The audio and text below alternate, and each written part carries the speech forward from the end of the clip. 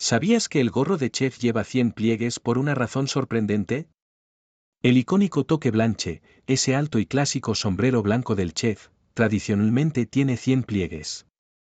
Cada uno simboliza una forma de cocinar un huevo, hervido, frito, en tortilla, pochado. ¿100 maneras distintas? Es una forma de mostrar la experiencia y versatilidad del cocinero.